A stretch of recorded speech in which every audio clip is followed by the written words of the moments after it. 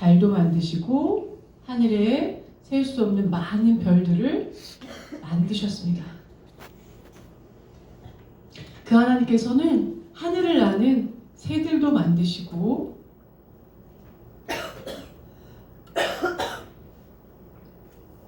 땅도 만드셨어요. 그리고 땅에 있는 바다도 만드시고 바다 속에 있는 많은 각종 생물들, 물고기와 모든 것들을 하나님께서는 만드셨어요. 그 하나님께서는 땅도 만드셨고 땅 위에 있는 각종 식물들과 나무들도 만드셨습니다. 하나님께서는 또한 각종 동물들, 많은 동물들도 만드시고 땅 위에 만드셨어요. 그리고 나서 그 하나님이 마지막 날에 뭘 만드셨냐면 사람을 만드셨어요. 하나님은 사람을 만드셨는데 그 중에 첫 번째 남자를 만드셨어요. 그 남자를 만드시고 하나님께서는 만드신 것은 정말 그 나와 동일한 형상을 닮은 사람을 만들어서 사랑하고 사랑받기 위해 인간을 만드셨어요. 그 남자에게 말하기를 이 동산에 있는 모든 것들은 너가 누리고 너가 다 먹을 수 있고 너가 다 누리라고 내가 만들었어. 그런데 딱 한 가지만 지켜줘. 그것은 뭐냐면 동산 중앙에 있는 이 나무에 선악을 알게 하는 이 나무 열매는 먹지 말라고 했어요. 그것을 먹는 날에는 정녕 죽을 거라고 했어요. 그것을 말씀하시고 하나님은 남자가 혼자 있는 것이 외로워 보였기 때문에 그를 돕는 여자도 만들어 주었어요. 이렇게 동산에서 정말 인간이 아름답게 그리고 행복하게 살고 있었는데 문제는 하늘나라에서 일어났죠. 하늘나라에서는 정말 똑똑하고 아름다운 천사장이 있었어요. 그래서 다른 천사들로부터 칭찬을 받고 되게 아름답다라는 이야기를 들으면서 그의 마음이 높아졌어요. 그래서 그의 마음에는 내가 하나님처럼 찬양을 받고 싶다. 하나님처럼 되고 싶다. 이런 마음이 들어서 하나님께 결국 저항을 하게 되는데 그 천사와 무리를 졌던 다른 천사들이 있었어요. 그래서 하나님은 그들을 하늘에서 쫓아내셨어요. 자, 쫓아내셔서 그들은 내려와서 뭐가 됐냐면 이 땅에서 사탄이 되고 그를 따르는 뭐가 됐을까요? 마귀, 귀신이 되었습니다. 그래서 그들이 결국은 갈 곳을 하나님은 예비해 두셨는데 그곳은 영원히 불타는 지옥불, 꺼지지 않는 지옥이라는 곳을 하나님이 예비해 두시고 이들이 갈 곳을 만들어 주셨어요. 이곳은 죽고 싶어도 영원히 죽을 수 없는 곳입니다. 자, 그런데 이들은 홀로 가기 원치 않았고 하나님이 제일로 사랑하는 인간에게 다가갔어요. 그래서 그 인간에게 다가가서 그들을 하나님과의 관계를 끊고 자기들과 함께 이곳으로 가고 싶어 했겠죠. 근데 그 방법을 알고 있었어요. 그것은 뭐죠? 하나님과의 관계를 끊으면 돼요. 근데 그 방법이 하늘에 있을 때 벌써 들었어요. 뭐라고 했죠? 이거를 먹으면 죽으리라. 자, 그래서 이 사탄은 뱀으로 가장을 하고 이 여인에게 다가왔어요. 그 여자에게 정말로 이 나무의 열매를 먹지 말라고 하더냐 라고 하니까 이 여자가 저거를 먹지 말라고 했고 만지지도 말라고 했고 저거를 먹는 날에는 죽을까 하노라 이렇게 대답을 하자 아니다. 하나님께서는 이것을 먹으면 하나님처럼 눈이 밝아지기 때문에 그것을 먹지 말라고 하신 거다 라고 말을 하자 죽지 않는다라고 하자 이 여자의 마음에 이게 정말 하나님과 같이 된다라는 말에 정말 먹음직스러워 보이고 보암직해서 유혹이 돼서 결국은 이것을 여자가 따먹게 됩니다. 그러고 나서 이것을 남편에게도 주어서 함께 먹게 되죠. 하나님이 먹지 말라고 한 이것을 먹었어요. 자, 하나님의 말씀에 뭐 한 거죠? 불순종한 거예요. 불순종이 바로 죄입니다. 하나님의 말씀을 지키지 않는 것, 그것이 죄고 하나님이 공의로우신 분이시기 때문에 정령 죽으리라 라고 하셨던 말씀처럼 결국 인간은 하나님과의 관계가 단절되었어요. 그리고 그들은 그 낙원과 같은 동산에서 쫓겨났습니다. 그들의 운명은 정말 이제는 이 지옥으로 떨어질 수밖에 없는 운명이 되었어요. 그럼에도 그들의 후손들은 계속해서 낳고 계속해서 그의 후손들을 낳았는데요. 하나님은 여전히 인간을 사랑하셨고 그들과 관계하고 싶으셨어요. 그래서 그들이 하나님과 관계할 수 있는 방법을 알려주셨는데 그러면서 10가지의 계명을 주셨어요. 하나님을 어떻게 관계할 것인지, 이웃을 어떻게 관계할 것인지. 그래서 하나님 외에는 다른 우상을 섬기지 말라. 도둑질하지 말라, 살인하지 말라, 간음하지 말라 라고 10가지의 계명을 주셨지만 인간은 완전하지가 못했어요. 그래서 이것을 지킬 수가 없습니다. 하나님은 또 하나님과 관계할 수 있는 방법을 알려주시는 그것은 뭐냐면 바로 여기에 있는 짐승 1년 된 깨끗한 순양, 흠없는 순양을 가져다가 여기에다가 안수를 하는 거예요. 그러면 내가 갖고 있던 죄가 이 양에게 전가가 되고 그 양을 죽여서 피를 흘리게 되면 그 양의 그 피가 그 사람의 죄를 깨끗하게 해주는 그런 제사법을 알려주셨어요. 그런데 이것은 이렇게 한 번 죄를 사하긴 했지만 그 다음에 죄를 또 지면 또 이 양을 잡아서 또 피를 흘려야 되고 그 다음에 또 해야 돼요. 더 나아가서 사람들은 처음에는 되게 순수하게 했지만 시간이 지날수록 형식적인 예배를 드리기 시작했어요. 하나님은 그 제사를 기뻐하지 않으셨어요.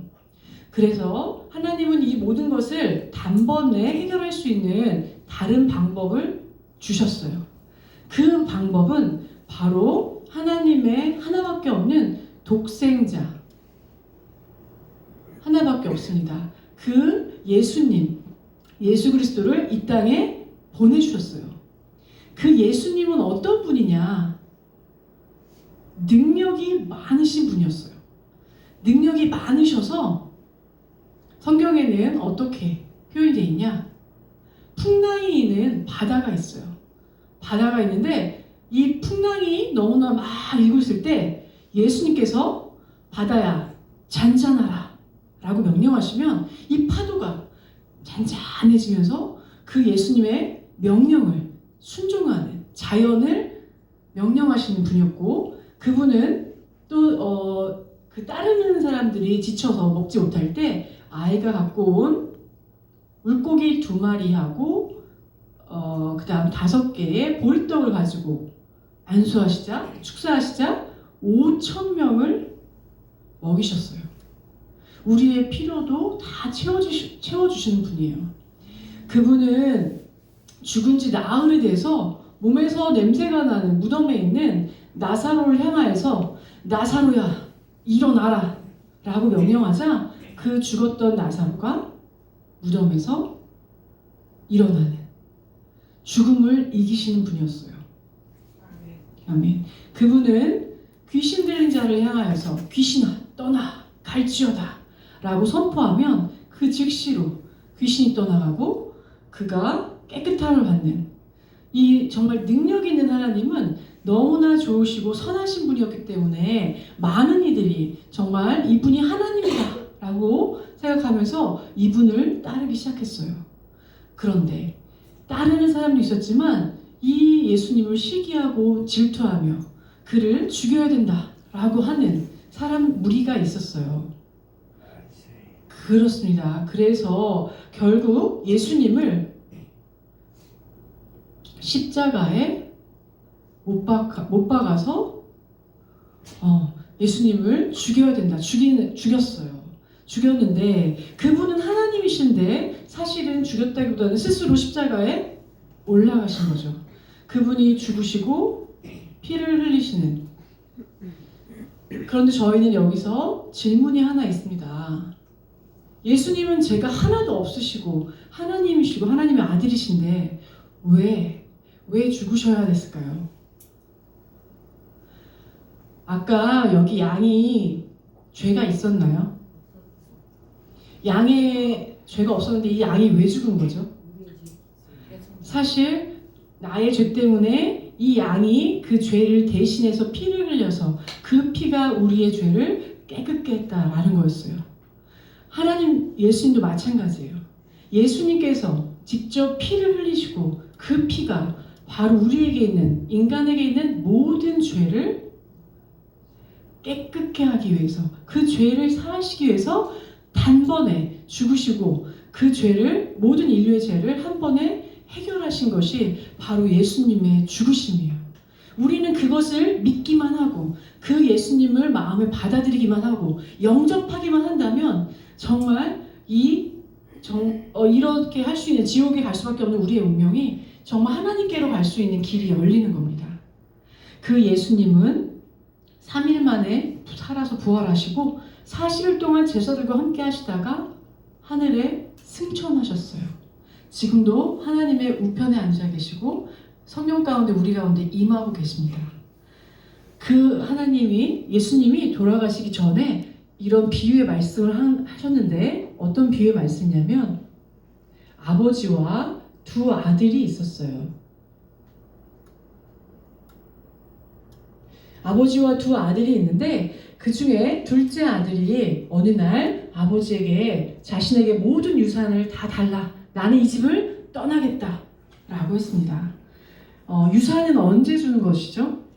아버지가 돌아가셔야지만 받을 수 있는 게 유산입니다. 살아계신 아버지를 향하여서 나에게 유산을 달라 라고 말하는 것은 정말 아버지에게는 엄청난 반역이에요.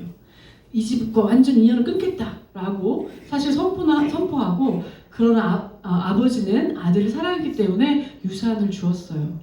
그 아들은 그 유산을 가지고 세상으로 나아가서 정말 화려한 인생을 살았습니다.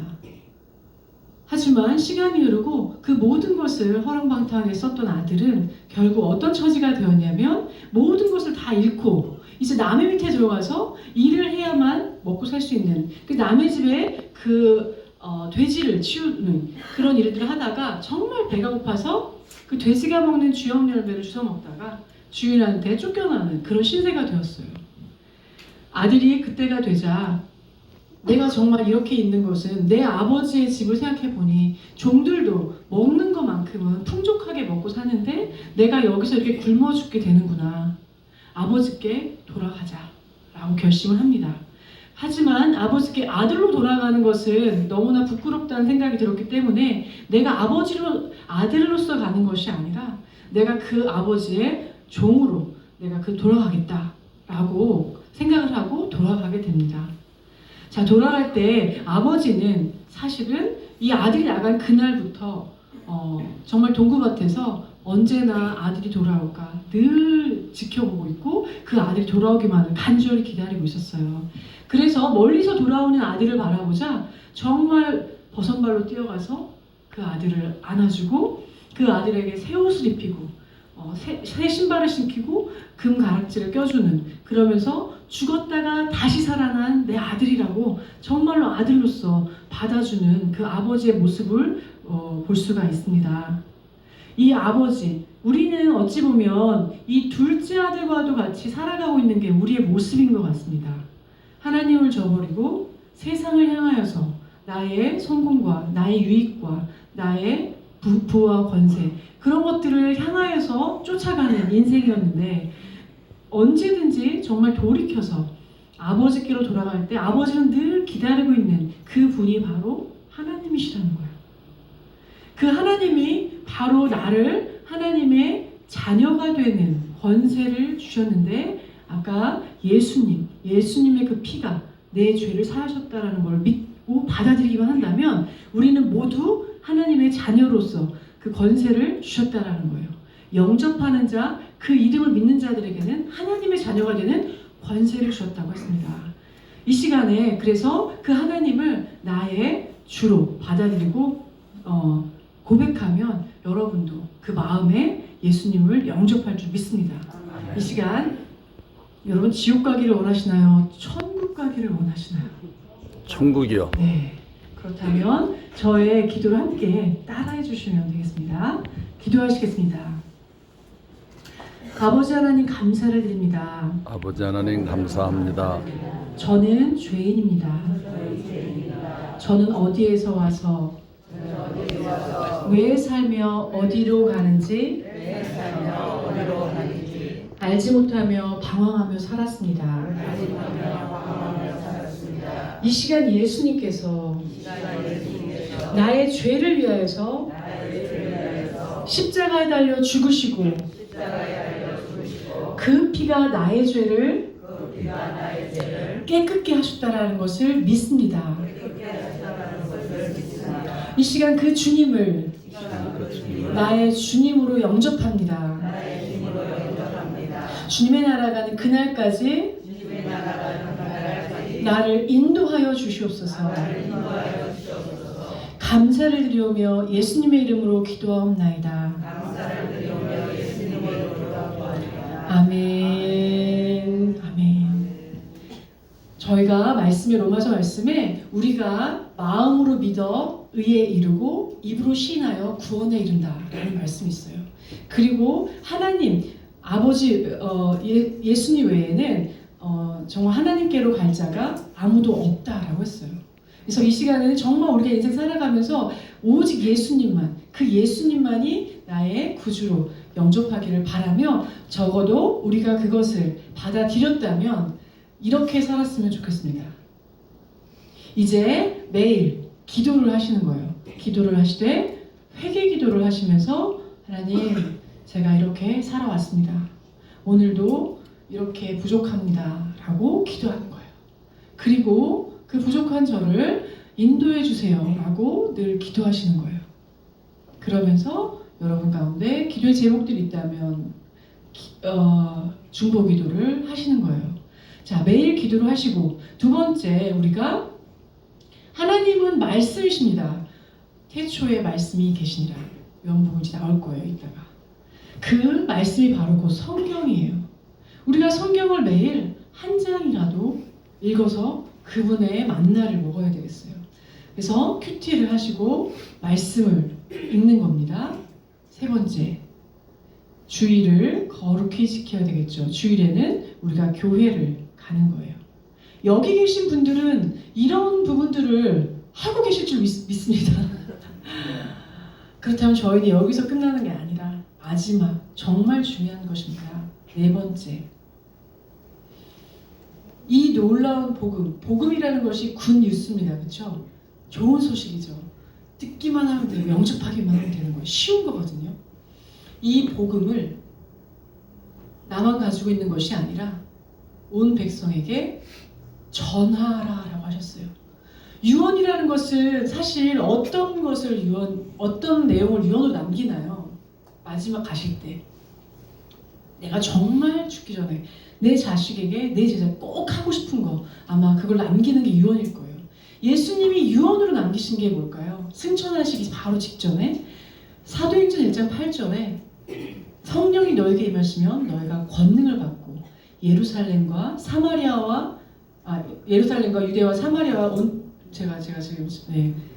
예루살렘과 사마리아와 온 유대와 땅끝까지 이르러서 내 증인이 되라고 하셨어요.